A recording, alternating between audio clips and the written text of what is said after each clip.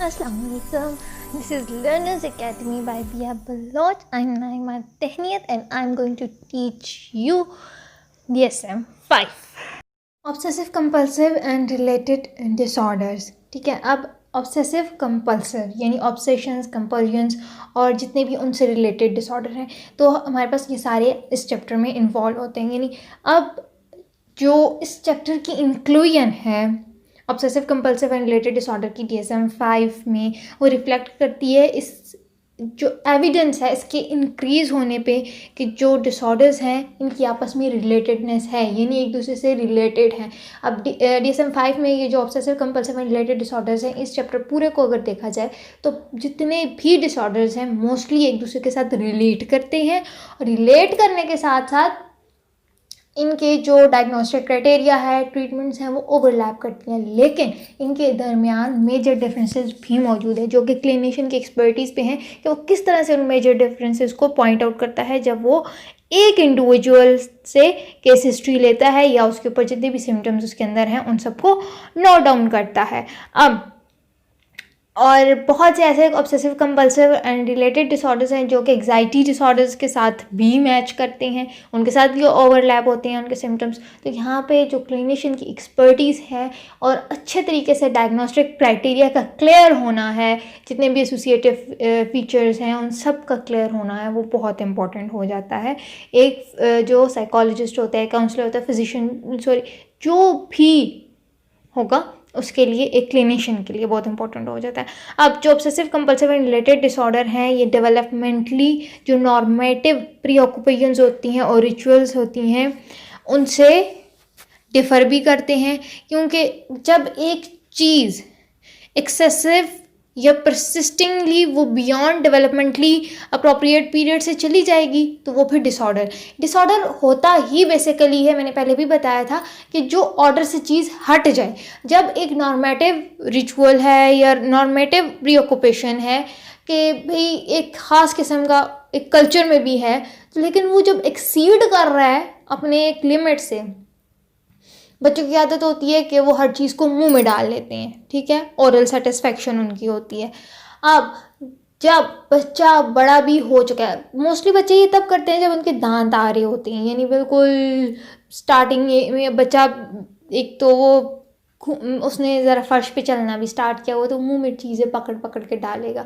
जैसे ही उसके वो दांत आ जाते हैं तो उसकी सेटिस्फेक्शन हो जाती है, तो भाई वो सेटिस्फेक्शन होगी है तो वो चीज़ ख़त्म होगी। लेकिन कुछ इंडिविजुअल्स की नहीं होती तो फिर वो डिसऑर्डर कहलाएगा, ठीक है। अब जब एक चीज़ प्रॉपर टाइम पे सेटल हो गई है तो ठीक है, वो परसिस्टेंट भी नहीं है, वो जो है लिमिट से ऊपर भी नहीं है, ठीक है। अब चैप्टर जो ये स्टार्ट होता है ये OCD से स्टार्ट होता है। सबसे पहला डिसऑर्डर हमारा OCD होगा, उसके बाद ये body dysmorphic disorder, hoarding disorder, ठीक है। फिर ट्राइकोटिलोमीनिया, इसे हेयर पुलिंग डिसऑर्डर भी कहते हैं, एक्सकोरिएशन डिसऑर्डर यानी स्किन ब्रेकिंग डिसऑर्डर, इसको कवर करता है। फिर substance medication induced obsessive compulsive and related disorder, and then obsessive compulsive disorder related to another medical condition, and other specified obsessive compulsive and related disorder and unspecified obsessive compulsive and related disorder, ये इन सबको इस chapter में cover करते हैं। जो first of all सबसे पहले हमारे पास जो डिसऑर्डर है वो है obsessive compulsive disorder. Criteria, diagnostic criteria की तरफ अगर हम जाएँ तो डायग्नोस्टिक क्राइटेरिया हमें कहता है कि presence of obsessions and compulsions, obsession या कंपल्जन होगी या फिर दोनों होंगी, ठीक है। अब ऑब्सेशन क्या होती है, कंपल्जन क्या होती है, यहाँ पे ये सवाल उठता है। तो आगे इन्होंने दो डिफिनेशंस में उसको डिस्क्राइब भी किया हुआ। First of all recurrent persistent thought, urges या इमेजेस, जो कि वो इंडिविजुअल वो एक्सपीरियंस करेगा कुछ टाइम तक, ठीक है, इस डिस्टर्बेंस में, एज इंट्रूसिव या अनवांटेड थॉट्स हैं, और that in most individual causes marked anxiety या डिस्ट्रेस। एक मुसलसल सोचों का आना, मुसलसल इमेजेस का आना, एक इंडिविजुअल एक्सपीरियंस करता है, उससे तंग होता है, एग्जाइटी उसे होती है। अब इंडिविजुअल उसको इग्नोर करेगा, इस तरह की थॉट्स को सप्रेस करेगा, इस तरह की अर्जेस को, ठीक है, कुछ भी करके उनको न्यूट्रलाइज करेगा, उनसे जान छुड़वाएगा, ठीक है। जिस तरह एक कंपल्जन परफॉर्म करके। अब यहाँ पे आ जाता है कंपल्जन क्या होती है। ऑब्सेशन तो वो थॉट्स हैं, रिकरेंटली उसको बहुत बार रिपीटिटिव थॉट्स हैं, रिपीटिटिव थॉट्स, अर्जेस, इमेजेस, ये हमारे पास ऑब्सेशंस आ जाती हैं। अब कंपल्जन क्या आती है, रिपीटिटिव बिहेवियर। अब थॉट आ रही है, ऑब्सेशन आ रही है, अब उसको उसने सेटिस्फाई तो करना है ना, जब वो उसको परफॉर्म करेगा तो वो उसकी कंपल्जन बन जाएगी, यानी रिपीटिटिव बिहेवियर या मेंटल एक्ट, ठीक है, जो कि इंडिविजुअल को फील करवाएं कि वो जो परफॉर्म कर रहा है in response to an obsession या according to the rules that must be applied rigidly. अब उसको लगे कि भाई ये काम तो हर हाल में करना है, हर सूरत करना है। अब उसके दिमाग में एक चीज़ बन गई है तो लिहाजा वो उसको करने पे लग गया। सो ये चीज़ आ जाती है। अब सेकेंडली, बिहेवियर या mental act are aimed at preventing और reducing anxiety to distress or preventing some dread event or situation. However, these behaviors or mental acts are not connected in a realistic way with what they are designed to neutralize or prevent, or are clearly excessive. अब कुछ लोगों को बार बार हाथ धोने की आदत होती है, कुछ लोगों को आदत होती है बार बार उठ के चूल्हा चेक करने की, दरवाज़ों की कुंडियाँ चेक करने की। उनके जहन में ख्याल आता है चूल्हा बंद नहीं किया, गैस लीक होगी, धमाका हो जाएगा, घर को आग लग जाएगी, मुझे आग लग जाएगी, ठीक है। या फिर हाथ धोने की, इसके साथ जर्म्स थे, मैंने इसको हाथ लगाया, ओहो मुझे तो जर्म्स लग गए हैं, ओहो, बस उनके लिए यही काफ़ी होता है, वो बार बार हाथ धो के। अक्सर जिन लोगों को सीढ़ी होते हैं उनके हाथ अगर देखे जाएँ तो बहुत ज़्यादा ख़राब होते हैं, हैंड वॉशिंग वाला, ठीक है। कुछ लोग वॉशरूम में ज़्यादा टाइम स्पेंड कर लेते हैं, कुछ लोगों को अजीब अजीब सी होती हैं ना ऑब्सेशंस या कंपल्जन्स, ठीक है। पॉजिटिव वे में भी जा सकती हैं, नेगेटिव वे में भी जा सकती हैं, ये डिपेंड करता है कि अब कैसी हो सकती है। कुछ लोगों को इस तरह की आ सकती हैं कि जो हमारे कल्चर, हमारे रिलीजन में एक्सेप्टेबल नहीं है, तो वो उनको उसकी वजह से जब अब बढ़ रही है बेचैनी, वो उसको परफॉर्म भी नहीं कर पा रहा, तो वो चीज़ डिप्रेशन की तरफ उसको लेके जा सकती है। नेक्स्ट जो हमारे पास क्राइटेरिया आता है, अब क्राइटेरिया बी हमें क्या कहते हैं, जो क्राइटेरिया बी है, क्राइटेरिया बी कहता है जो ऑब्सेशंस या कंपल्जन्स हैं ये टाइम कंज्यूमिंग होगी, ये तकरीबन पूरे दिन में से 1 घंटा ये लाजमी लेंगी। यानी एक इंसान हाथ धोने की जिसको ऑब्सेशंस हैं वो जाएगा तो कंपल्जन परफॉर्म कर रहा है, हाथ धो रहा है, तो वो हाथ धोगा पूरे दिन का जो उसका टाइम है वो मैक्सिमम 1 घंटा बनेगा, ठीक है। इससे ज़्यादा भी हो सकता है, और ये साथ साथ सिग्निफिकेंट डिस्ट्रेस इम्पेयरमेंट भी देगी जितने भी सोशल ऑक्यूपेशनल या जितने भी इंपॉर्टेंट एरियाज ऑफ फंक्शनिंग उनमें, क्योंकि अब एक इंसान है उसको तो एक मसला है, उसके जहन में चीज़ आ रही है, उसको उठ के परफॉर्म किए जा रहे हैं, ठीक है। क्राइटेरिया सी में कहते हैं जो ऑब्सेसिव कंपल्सिव सिम्टम्स हैं, ठीक है, ये किसी भी ड्रग अब्यूज़ या किसी भी मेडिकेशन के, किसी सब्सटेंस के जो फिजियोलॉजिकल इफेक्ट्स हैं उनसे एट्रीब्यूटेबल नहीं है, या किसी मेडिकल कंडीशन से रिलेटेड नहीं है। अब मेडिकल कंडीशन या सब्सटेंस से रिलेटेड होंगे तो वो सब्सटेंस और मेडिकेशन इन यूज़ या medical condition related to another medical condition वो डिसऑर्डर बनेगा, ओसीडी नहीं बनेगा।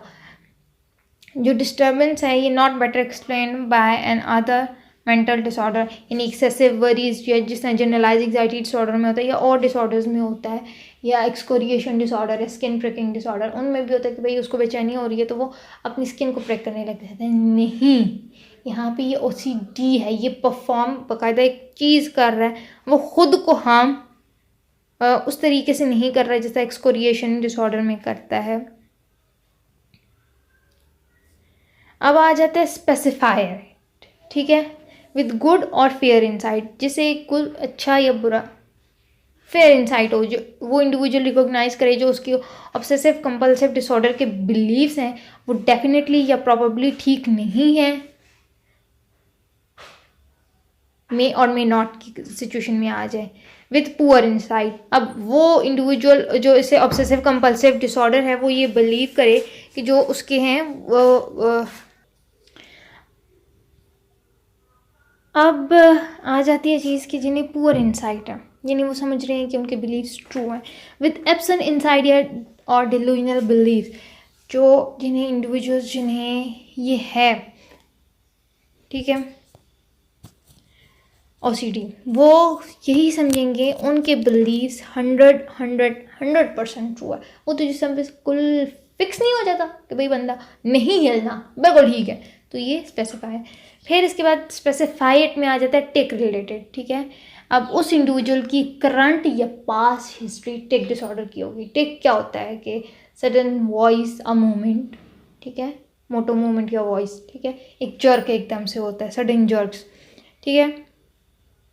अब जो डिग्री ऑफ इनसाइट है उसके ऊपर उसको करना है, ठीक है। एब्सेंट इनसाइट भी हो सकते हैं, यानी डिलूजनल बिलीव्स उसके हैं ही नहीं मुकम्मल, ठीक है। अब आ जाते हैं इसके डायग्नोस्टिक फीचर्स, ठीक है। जो कैरेक्टरिस्टिक सिम्टम है OCD का वो प्रेजेंस ऑफ ऑब्सेशंस एंड कंपल्जन्स है। अब ऑब्सेशंस जैसा मैंने पहले बताया था कि जो रिपीटेटिव और परसिस्टेंट थॉट्स हैं, इमेजेस हैं, वॉलेंट या हॉरिफिक सीन्स या अर्जेस हैं टू स्टैब समवन, इस तरह की भी हो सकती हैं। तो इम्पॉर्टेंटली ऑब्सेशन जो होते हैं वो प्लेयरेबल नहीं होते, और ये आर एक्सपीरियंस्ड एज वॉलेंट्री, ये वॉलेंट्री भी एक्सपीरियंस नहीं होते, ये प्लेयरेबल भी नहीं होते, ये इंट्रूसिव होते हैं, अनवांटेड होते हैं, जिसकी वजह से डिस्ट्रेस कॉज होती है और एग्जाइटी कॉज होती है, ठीक है।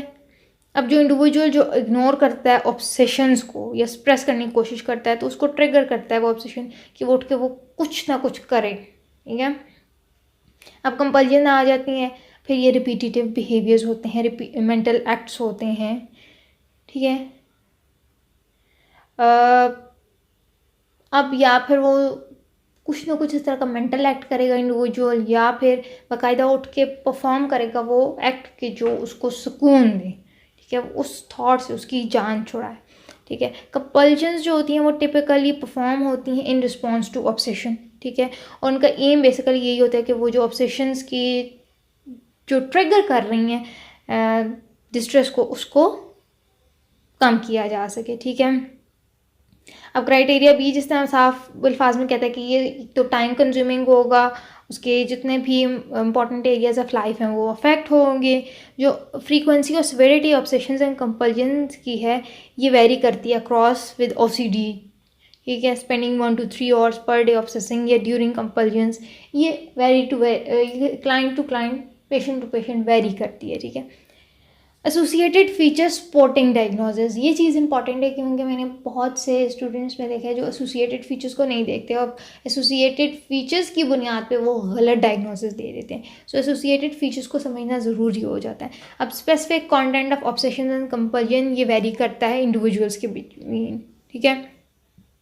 सर्टेन थीम्स डायमेंशंस जो होती हैं वो कॉमन होती हैं, जिस तरह क्लीनिंग यानी कॉन्टेमिनेशन का हो गया, किसी को डर, सिमेट्री, चीज़ों को एक स्पेसिफिक एंगल में रखना, स्पेसिफिक तरीके से काउंट करना, फॉरबिडन एंड टैबू थॉट्स यानी एग्रेसिव सेक्सुअल या religious obsessions and related compulsions, या फिर हार्म की जिस तरह fear of harm to oneself, या चेकिंग कंपल्जन जिस तरह वो उठ के बार बार चूल्हा देखना या दरवाज़ों की कुंडियाँ चेक करना।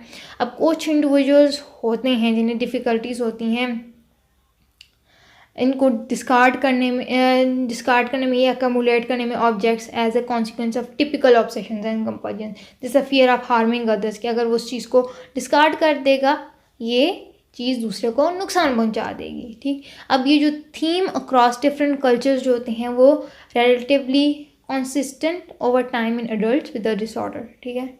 अब जो थीम्स होते हैं अक्रॉस डिफरेंट कल्चर्स होते हैं ना कि भाई कुछ चीज़ें हमारे कल्चर में प्रोहिबिटेड हैं, कुछ चीज़ें मानी जाती हैं। अब कुछ चीज़ें जो यहाँ पे प्रोहिबिटेड हैं वो फॉरेन कल्चर्स में उसको बुरा नहीं समझा जाता, इंडिविजुअलिस्टिक कल्चर्स में बेसिकली जिन्हें हम कह सकते हैं, तो वहाँ पे उसको बुरा नहीं समझा जाता।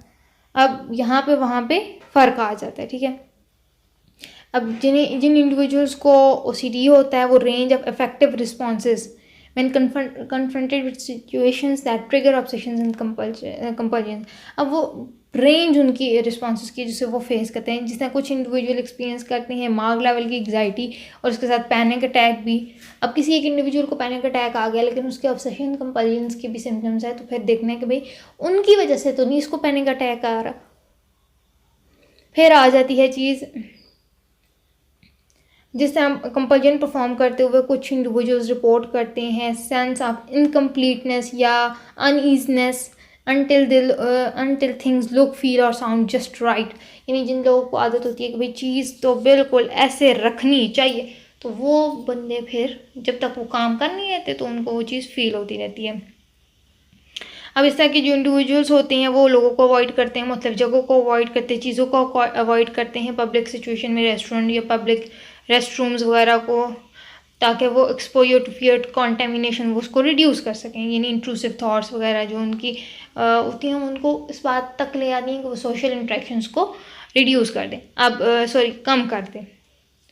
प्रेवलेंस आ जाती है, जो 12 मंथ प्रेवलेंस है ओसीडी की यूएस में वो 1.2% with a similar prevalence in internationally 1.1% to 1.8%। ठीक है, अब फीमेल्स जो होती हैं वो स्लाइटली हायर रेट्स हैं उनका इस डिसऑर्डर से अफेक्ट होने का as compare to males adulthood में, और दो जो मेल्स हैं वो मोर कॉमनली ज़्यादा अफेक्ट होते हैं चाइल्डहुड में। ठीक है, डेवलपमेंट एंड कोर्स की तरफ हम आते हैं।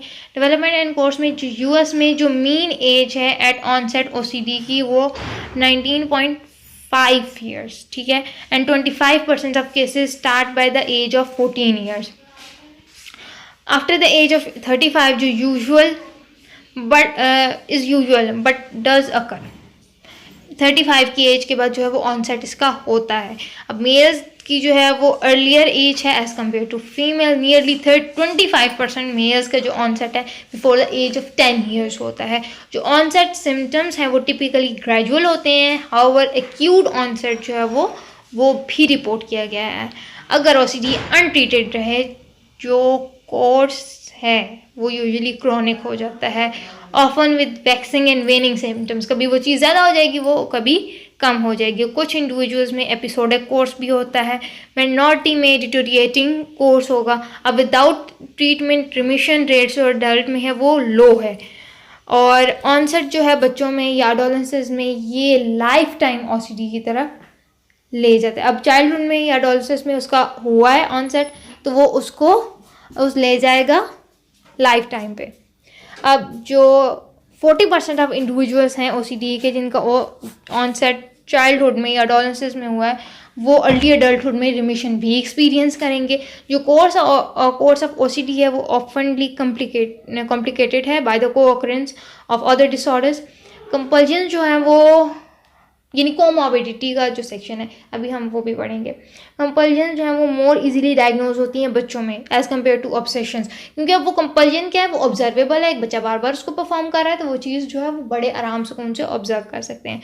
हाउएवर जो मोस्ट चिल्ड्रंस हैं उनकी दोनों ऑब्सेशंस और कंपल्जन्स जो होती हैं वो दोनों बच्चों में होती हैं एज टू मोस्ट अडल्ट। ठीक है, जो पैटर्न ऑफ सिम्टम्स है अडल्ट में can be stable over time but it is more variable in children. बड़ों में और हो सकता है, बच्चों में वेरिएबल हो सकता है, और कुछ डिफरेंसेस होते हैं in the content of obsessions and compulsions, वो भी रिपोर्ट किए गए हैं जब बच्चों और एडोलेसेंट्स के सैंपल्स लेके कंपेयर किए गए हैं। ठीक है, अब रिस्क एंड प्रोग्नोस्टिक फैक्टर आते हैं। टेम्परामेंटल फैक्टर सबसे पहले आ जाता है, जो greater internalizing symptom, higher negative emotionality और बिहेवियरल इनहिबिशन बचपन में, ये जो टेम्परामेंटल रिस्क फैक्टर पॉसिबल हो सकते हैं। ये नेगेटिव इमोशनैलिटी है, नेगेटिविज्म बच्चों के अंदर ज़्यादा हो जाए। इन्वायरमेंटल, फिजिकल या सेक्सुअल अब्यूज़ बचपन में, या कोई भी ऐसा स्ट्रेसफुल या ट्रॉमेटिक इवेंट गुजरा है जो कि एसोसिएटेड है रिस्क ऑफ डेवलपिंग ओसीडी। कुछ बच्चों में डेवलप होता है, और सडन ऑनसेट ऑफ ओसीडी जो है वो इन्वायरमेंटल फैक्टर से भी एसोसिएटेड होता है, यानी इन्फेक्शंस एजेंट्स या post infection autoimmune syndrome वगैरह से।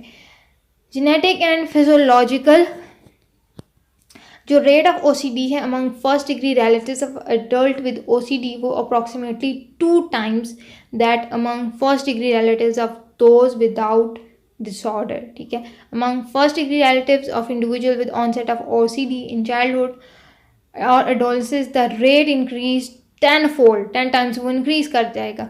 अब जो familial transmission है is due in part of genetic factor।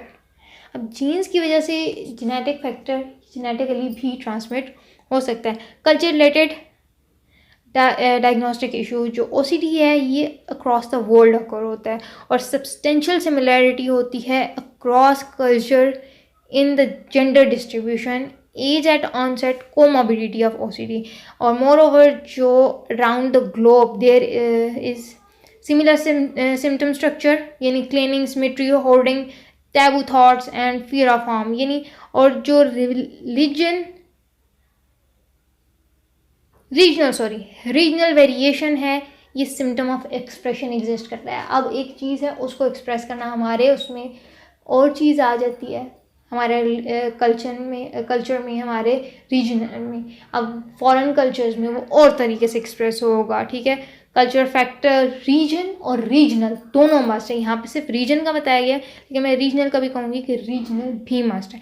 अब जेंडर रिलेटेड डायग्नोस्टिक इश्यूज आ जाते हैं। मेल्स के जो है वो अर्लियर ऑनसेट होता है OCD का age compare to female. Gender differences in the pattern of symptom dimensions वो भी रिपोर्ट किए गए हैं। अब जो फीमेल्स हैं more likely to have symptoms in cleaning dimension, males का जो ज़्यादा सिम्टम्स है वो फॉरबिडन थॉट या सिमिट्री के ऊपर आ जाती हैं। ऑनसेट या एग्जर्प्शन ऑफ OCD जो है एज वेल एज सिम्टम जो कि इंटरफेयर करता है मदर इन्फेंट रिलेशनशिप में, यानी aggressive obsession leading to avoidance of infant की तरफ। सुसाइडल रिस्क, यानी इसमें आ जाता है सुसाइडल थॉट्स जो हैं वो एक पॉइंट पे आके अकर होती हैं as about half of individuals with OCD। अब जो सुसाइड अटैम्प्ट्स हैं वो भी रिपोर्ट हुई हैं up to 1/4 of individuals with OCD। जो presence of comorbid major depressive disorder increase करता है, इंक्रीजेज द रिस्क। जो फंक्शनल कॉन्सिक्वेंसेज है ऑब्सेसिव कंपल्सिव डिसऑर्डर के OCD है वो एसोसिएटेड है with reduced quality of life as well as high level of social and occupational impairment. अब एक इंडिविजुअल है उसको OCD है, वो अगर वो उसको कॉन्टेमिनेशन का तो खुद को सबसे दूर रखेगा भी, भाई कहीं मुझे इससे ये जर्म्स ना लग जाए, मैं बीमार ना हो जाऊँ, इस तरह की वो बातें सोचेगा।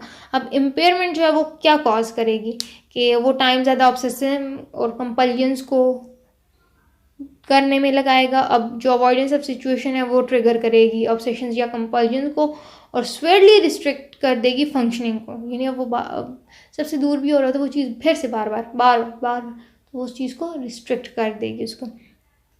अब उसका वो टाइम नहीं कर सकेगी, वो कभी भी राइट फील नहीं करेगा। स्कूल जॉब हर जगह पे potentially resulting in school failure या जॉब लॉस। हेल्थ कॉन्सिक्वेंसेज भी अकर होंगे, ठीक है। अब वो ट्रीटमेंट अपनी खुद करेगा कि उसे बाहर जाने से खौफ आता है, लेकिन जो है फिर वो चीज़ उसको तंग भी करेगी। डॉक्टर के पास भी वो इंडिविजुअल नहीं जा सकेगा। बहुत सारा lack of autonomy and functional independence from their family of origin वो भी होगा। अब डिफरेंशियल डायग्नोसिस की तरफ आ जाते हैं। एग्जाइटी डिसऑर्डर, अब जो रिकरेंट थॉट्स, अवॉइडेंट बिहेवियर और रिपीटेटिव रिक्वेस्ट फॉर रीश्योरेंस और can also occur in anxiety disorder. अब ये एग्जाइटी में भी हो सकती हैं। हाउएवर जो रिकरेंट थॉट्स होती हैं जो कि प्रेजेंट होती हैं जनरलाइज एग्जाइटी डिसऑर्डर में, वो वरीज होती हैं, वो रियल लाइफ के बारे में होती हैं, जबकि ऑब्सेशंस जो होती हैं ये रियल लाइफ से कंसर्न इनका नहीं होता, ठीक है। अब जिससे सोशल एग्जाइटी डिसऑर्डर में, सोशल फोबिया में इनको सब ऑब्जेक्ट से फियर होता है, सोशल इंट्रैक्शन इनकी लिमिटेड होती है, अवॉइडनेस होती है इसमें, ठीक है, लेकिन उनका एक सोशल चीज़ से होता है, बाकी उनको किसी और चीज़ से फियर नहीं होता। मेजर डिप्रेसिव डिसऑर्डर, OCD को हम इस तरह से डिस्टिंग्विश कर सकते हैं from the rumination of major depressive disorder, जिसमें थॉट्स जो होती हैं वो मूड कॉन्ग्रुएंट होती हैं और वो एक्सपीरियंस वो नेसेसरली इंट्रूसिव या डिस्ट्रेसिंग नहीं होती, ठीक है, और कंपल्जन से भी रिलेटेड नहीं होती। Other obsessive compulsive and related disorder, अब दूसरे ऑब्सेसिव कंपल्सिव रिलेटेड डिसऑर्डर से OCD कैसे डिफरेंट है। In body dysmorphic disorder, obsessions और कंपल्जन जो होती हैं वो लिमिटेड कंसर्न होता है फिजिकल अपीयरेंस के साथ।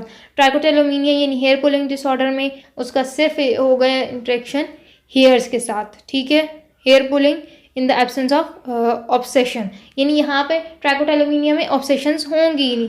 होर्डिंग डिसऑर्डर में जो फोकस होगा वो exclusively on persisting difficulty of discarding, ठीक है, parting with possessions marked distress associated with discarding items को discard करने से related है, ठीक है. और एक individual, however, if an individual obsessions that are typically of OCD and these obsessions led to compulsive hoarding behaviors, a diagnosis of OCD should be given.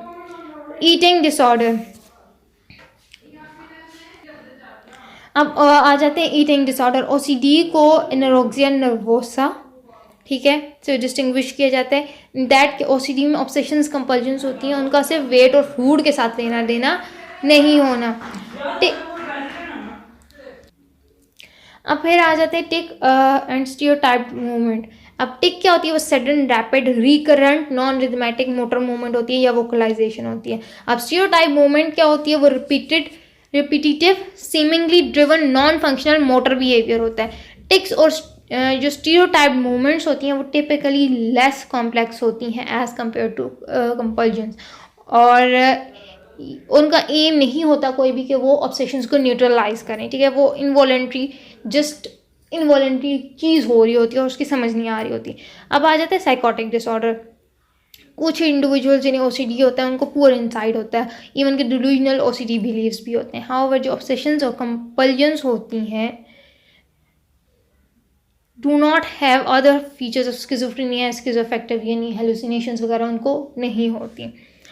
Others compulsive like behaviour यानी certain behaviour sometime described as compulsive including sexual behaviour या gambling वगैरह या substance use disorder. ये behaviours जो होते हैं ये differ करते हैं कंपल्जन्स ऑफ ओसीडी के साथ. के जो पर्सन है वो यूजली प्लेयर के लिए इन एक्टिविटीज़ में आता है और उसको रेजिस्ट जब किया जाएगा तो वो डिफरेंट कॉन्सिक्वेंसेस उसके सामने आएंगे. अब अगर यहाँ पे ऑब्सेशन या ऑब्सेशंस को रेजिस्ट किया जाएगा तो वो उसकी सूरत में कंपल्जन्स तो फिर नहीं होंगी. Obsessive compulsive personality disorder OCPD जिसे कहते हैं, और ये बहुत इंपॉर्टेंट होता है यहाँ पे इनको डिफरेंट करना. ऑल्दो जो ऑब्सेसिव कंपल्सिव पर्सनैलिटी डिसऑर्डर है और OCD इनके सिमिलर नेम्स हैं, जो क्लिनिकल मैनिफेस्टेशन है दीज डिसऑर्डर की वो है क्वाइट डिफरेंट. अब ऑब्सेसिव कंपल्सिव पर्सनैलिटी डिसऑर्डर जो है ये इंट्रूसिव थॉट्स, इमेजेस या अर्जेस या रिपीटिटिव बिहेवियर्स के ऊपर बेस नहीं करता. ये परफॉर्म होता है in response to these intrusions.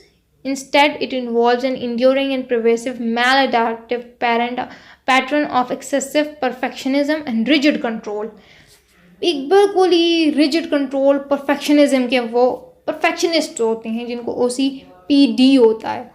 OCD और OCPD ये याद रखना है. OCD obsessive compulsive disorder, OCPD obsessive compulsive personality disorder. If an individual manifest symptoms of both OCD and OCPD both diagnosis can be given, क्योंकि एक दूसरे से correlate कर देते हैं. अब कोमोर्बिडिटी आ जाती है. अब इंडिविजुअल जिन्हें OCD होता है उन्हें साइकोथेरेपी दी जाती है, जैसे कि CBT, BT, CCT वगैरह. आप कई एडल्ट्स हैं जिन्हें जो एग्जाइटी डिसऑर्डर है वो लाइफ टाइम डायग्नोसिस है एग्जाइटी डिसऑर्डर का. 76% जिस हैं such as panic disorder, social anxiety disorder, generalize anxiety disorder, और या फिर डिप्रेसिव एंड बाइपोलर डिसऑर्डर. जो ऑनसेट है OCD का वो usually later than for most comorbid anxiety disorder, ठीक है, यानी separation anxiety with the exception of separation anxiety disorder, यानी सेपरेशन एग्जाइटी डिसऑर्डर उस चीज़ में नहीं आता. PTSD but often परसीड्स that depressive disorder, ठीक है. जो comorbid obsessive compulsive personality disorder है ये भी कॉमन है इंडिविजुअल्स जिन्हें OCD होता है. अब 30% ऑफ इंडिविजुअल जिन्हें OCD होता है उनका लाइफ टाइम टिक डिसऑर्डर होता है. जो एक कोमॉर्बिड टिक डिसऑर्डर होता है वो ज़्यादा कॉमन होता है मेल्स में with the onset of OCD in childhood. जो individuals tend to differ from most of those without a history of tic disorder in the theme of their OCD symptoms and comorbidity, course and pattern of familial transmission. ठीक. अब OCD जो ज़्यादा common individuals उनमें होता है जिन्हें certain disorder होते हैं जो कि expected on the base of its prevalence in general population, ठीक है.